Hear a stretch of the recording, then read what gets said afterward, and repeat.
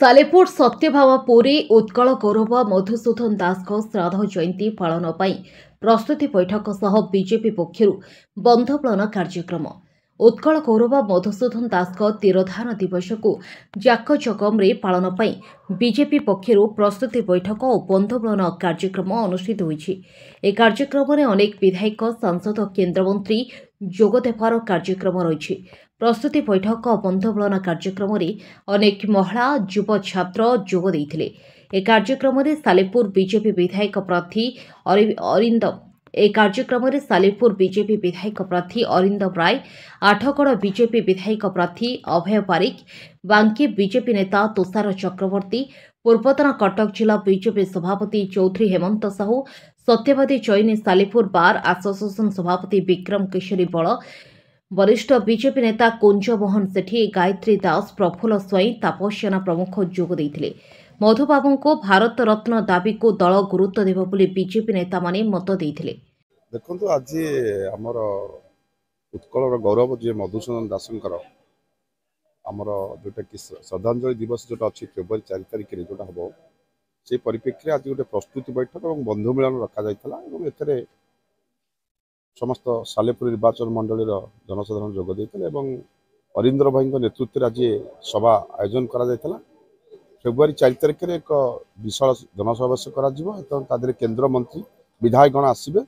एवं जोटा कि हमर उत्कल गौरव जी अच्छा मधुसूदन दास कि भारत रत्न मिल से परिप्रेक्षी आज प्रस्तुति बैठक कराइला जोटा कि एटा केंद्र को दाबी करा। अरिंदम राय आज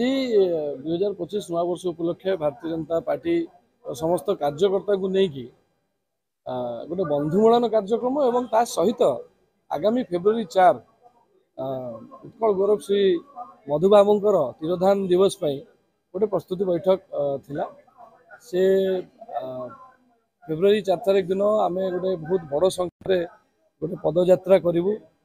मधुबाबू पीठर आरंभ कर पागा बजार पर्यंत पागा बजार रु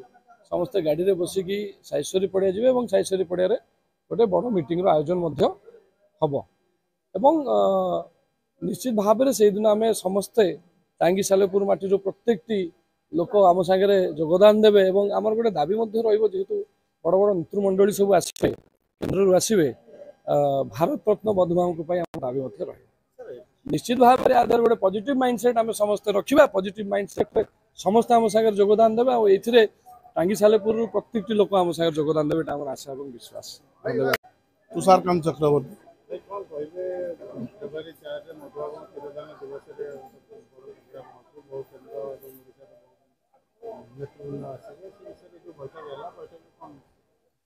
देखो ओडिशा प्रदेश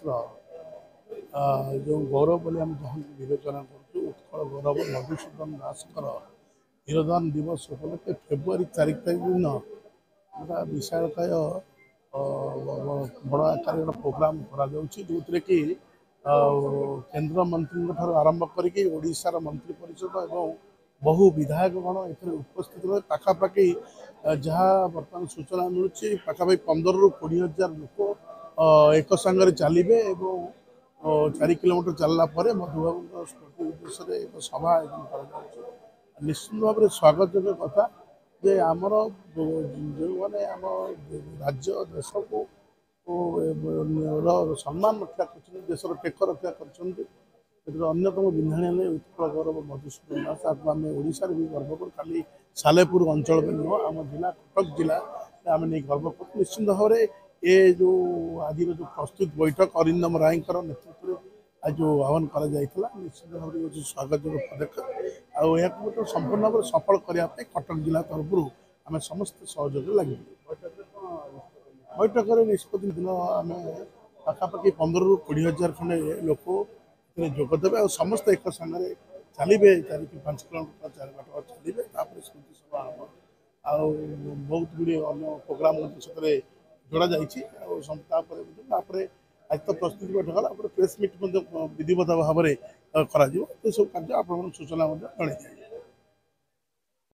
कटक राज्य प्रतिनिधि इंजीनियर संतोष कुमार स्वाई रिपोर्ट देख ओडिशा देख आम एक प्रति ओडियार कथा।